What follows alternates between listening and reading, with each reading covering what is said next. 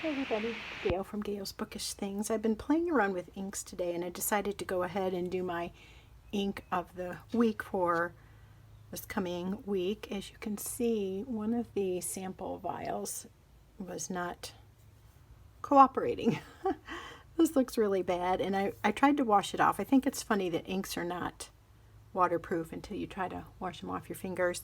But anyway, since I was going to reload my pen in a little bit, and if one of these 6 vials is the culprit, well, whichever one is, I figured my hands were going to get dirty again anyway, so I might as well just not leave them, try to get them perfect, and just, work with them a little bit later. I chose 6 inks that I have samples of that I haven't had for long, or I haven't really used a whole lot yet. So 4 of them are Organics Studio. I have Ralph Waldo Emerson as number 1, Henry David Thoreau 2, Santiago C 3, and Organic Studio Nitrogen is number 4, and then 2 newer samples from my friend Donna at South Shore Paper, Birmingham Weathered Brick, and Birmingham's Amber Ale. These 4 are all shimmery and these are not, but they just kind of all drew my attention and I thought they would be fun to have for the week. Giving it a good consistent try in my Kaweco Brass Sport pen. This is a broad nib. I've been doing my past 2 ink of the week trials in this, so I have kind of a consistent pen in which to sample all these, and I think that that's working pretty well. I have a new pen to show you and a couple other things, but let's go ahead and do the drawing. I have been rolling dice and I keep rolling a 1. Like, I should say keep, but shouldn't say keep, but the first 2 times it was 1 and it just came kind of silly, so I've written the numbers 1 through 6 on pieces of paper. I'm shaking them up. And if it's a 1, I guess we'll go with it. But it's just funny to me. Okay, I'm going to take this one. I'm not looking. Okay, there we go. Number 4. So it'll be Organics Studio Nitrogen. That is the ink of this coming week. What I did this past week was, let me flip over to the previous pages. I've kind of cut and added these in. But let's see, last week I drew TWSBI Prairie Green. This is a beautiful color green. It's so bright and springy. It's beautiful, but it wasn't working well in my pens. It felt extremely dry, and I really didn't want to spend a week trying to write with a pen that was dry. My goodness, tongue twisted today. So I just went to the Monteverde Mulberry Noir. That's what's in here now, and I've really liked that ink a lot. I feel like it's a little bit slightly drier than some inks that I've been using, but not too bad. I've really liked it on the various papers. In case you're new here, the various papers for me is the Cosmo Air Light, the Tomoe River paper, a little bit of the Stalogy, a little bit of the Leuchtturm, and I guess varying back and forth between the 52 and the, I guess is it 68 GSM on the Tomoe River paper. But been happy with it really on most of those. We'll talk about this in a minute. I hope I don't forget. But I do want to show you the TWSBI Prairie Green as a just fun dabbling around with paintbrushes. I got these 2 out. These may have been from like a craft store or even an IKEA set. I used this one primarily, and I had fun like practicing brush lettering with it. And the TWSBI, what is it again? Yeah, Prairie Green made the coolest like shading, would you call that? Oh my goodness, I loved it. It's so cool. It's like, for me, it's like what I wish I could do with watercolor. But somebody kindly pointed out in one of my videos that if you want to get the watercolor effect, you have to use it's best to use watercolor paper, and I don't really have that on hand right now. But this is Tomoe River paper, and I was just playing around, but that was so fun. I loved that shading. This is Ancient Copper, Diamine, and Edelstein Olivine. So the bright, springy, and the more fall colors don't really go together, but it was fun to play around. This is actually the first one I did with the prairie green. And if you can see that shading, you'll see what I mean. It's gorgeous. I love it. And you get really crisp little lines kind of where it dries. My Gales turned out okay. The Bookish Things, not so much. The bee was very strange, and I ran out of room. I didn't think it through. I was just playing, but anyway, that was kind of fun. I have several ink samples, probably not as many as some people, but I thought, occasionally it might just be fun to decorate some journal pages in this manner, because I just can't imagine using up all the ink samples I have, as well as the, I'm kind of glancing at my ink shelf. I might have, I don't know, 8 or 9 bottles of ink, something like that. And then here, again, just playing around, but here's Gale's Bookish Things again, and this is with the, I think the Olivine, and it actually is showing shading there, or is that shimmer? Looks maybe like a little bit of both. I didn't know that the Olivine did that, so that's why I'm second guessing which ink that is. But that's really cool. Anyway, so that's an idea. Okay, let's do a little recap. The first week I botched it all up, wrote the wrong name with the wrong ink, but I ended up doing Robert Oster Crystal Marine. Loved that ink. I think it's fun writing on the Stalogy, but I feel like I really get good effects from the ink on the Tomoe River or the Cosmo Air Light. That one was absolutely wonderful to write with. And then this past week again, Monteverde Mulberry Noir. And this week will be Organic Studio Nitrogen. So this is just where I'm keeping track of the inks that I'm drawing, but I have my little ink traveler's notebook. I've designated this Cherry Sky, a Chic Sparrow one, for now anyway, to be my ink notebook. I don't know what else to call it. I have shown this some, but just to review, in the front I have my bottled inks. This is a stamp that I got off of Etsy. In case you're wondering, I actually think I have the card here. It's this stamped and sealed Etsy shop. You can look them up on Instagram.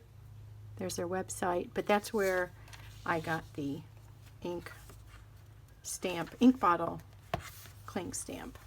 So anyway, that's kind of what I do there. But later on in the book, I wrote a couple recipes down that I got off of YouTube for a pen flush. So a combination of basically water, ammonia, and dish soap that you can clean out your pens with. This is recipe 1. And recipe 2 was this one, 9 parts distilled water to 1 part ammonia, a few drops of dish soap,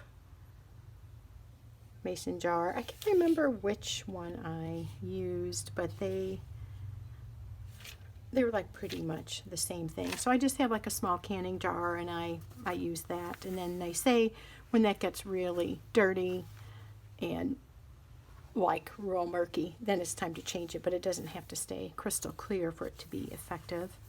Here I have a little thing of inks. At one time I wanted to try, and actually several, or not maybe several, but a few of these I have ordered.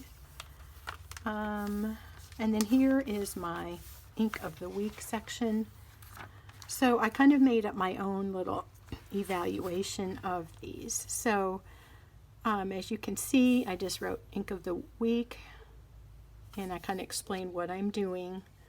I don't know how long I'll do this, maybe another couple of weeks. I won't keep it going forever probably, because my attention span to do things super long term doesn't usually last. I just get restless with too much, I guess, routine, and I like to move on to something else. But while the inks are kind of intriguing me and I feel like trying new ones, I will do an ink of the week. But anyway, Robert Oster Crystal Marine. I say what pen it's in. First of all, I just write some impressions. So just how I feel about it, I guess, is kind of what I mean by that. So for example, here I wrote, I really enjoy the weightiness of this brass pen with the ink. I feel that my handwriting looks nice with this. Just kind of whatever, general opinion. Then I gave myself 3 categories: like the ink, like it and would consider buying, and dislike. So most inks I like, but I guess for me the question is, would I want to buy that ink? Do I like it enough that I'd like to have a whole bunch of it that I can keep using? It's similar to reading a book. I'm in a book club, and we always ask ourselves, did you like the book? Yes. The second question, would you recommend the book? And if you wouldn't really recommend it, then maybe it wasn't your favorite story. So similarly with an ink, if I'm not willing to buy it, if I don't see myself using it over and over again and enjoying it, I will just put it as like, but won't buy. And then dislike are ones like, I just don't like how it's working in my pens, or it feels too dry, or whatever. And then I just do comments. So here, just for example, Robert Oster Crystal Marine seemed similar to me to the Lamy Tourmaline in color, but this seemed more teal, and the Tourmaline slightly more of a brighter blue touch to it. So that was just sort of my comment. I'm knocking over these inks. I'll move them off to the side. And then last week I did, as I said, the TWSBI, but I just couldn't get past writing with it. As beautiful as it is, I didn't like it in my pens.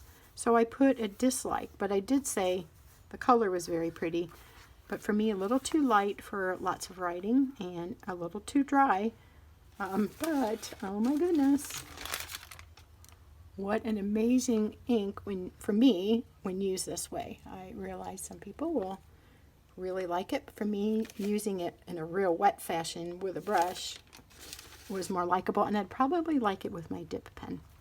I haven't put in my impressions and evaluation yet of the Mulberry Noir, which is currently in here. I will change that out when I'm done with the video and switch to the new ink. So I will do that. So last week really had 2 inks. And then I will do the same at the end of the week after doing, let's see, I forget. Let me look on my notes. The Organic Studio Nitrogen. I'll do the same process there. So I kind of like that. That just helps me look closer at some of the inks and develop a firmer, more grounded opinion. I had my March greens. Those got switched over. So I do try to keep a currently inked section. So I have to make sure I get to the right section. I try to, keep it on one page, and then this happens. So I just did that. I will add a new pen, and I'll add the switch over. And also in this section, if you're thinking of maybe getting a little ink booklet like this, I just do a lot of swatching and a lot of kind of writing with different inks and seeing how I like it. Just rambling on about nothing, but just to see how the feel of the ink is from the pen. There was a spill. And then when somebody sends me samples, I try to swatch them and mention who gave me those inks. So, and then my very first ink samples were a Surprise Me, something called like that from, Goulet Pens. So that's what I got from them. I think that's a really good idea. There's a couple of those I really did not like at all, so it was good to try them and just see. Where's my clip? Don't know, whatever. Okay, so that's what I'm doing there. This is a real handy little thing, and now that I'm switching out inks quite a bit, I just keep this right in my IKEA cart next to where I do my, here it is, most of my journaling, and if I forget what's in a pen, I'll just go ahead and grab this and look it up. So I'm just going to clip that spot. I'm going to keep that up, I guess, and then I can find that easily if I'm forgetting what color I'm writing with. So I've liked that. Another thing I noticed last week, I had all my I had ink in all my pens essentially, and I've decided that I think Jen, you commented on this too. Jen from Jen's TNs was saying, and I've had recently discovered the same for myself. If I have too many pens going with too many inks, it's too much of a option. I think I really like having 4 or 5 pens with ink in them, and then I can choose from a smaller selection, and again, really zoom in on what I like or don't like about an ink and a pen combination. That's worked really well for me. I like having just a few in my little Fjallraven pen case, and that's been good. It's just a process. I like options, and yet sometimes too many of them. I feel like I have to use everything, and then I don't enjoy the experience. So narrowing it down has been good. And also I wanted to try a Pilot nib. I was looking at all kinds of pens, and I came across this one on Amazon. I thought it was a broad nib. It ends up that it's a fine nib. Don't think I have the little wrapper in front of me. I saved it. I think I just misread the way the identification number was listed. I don't know if this is visible, but it ends with a hyphen or slash capital B, and I thought that meant broad, but right before it there's an F, and sure enough, this is a fine.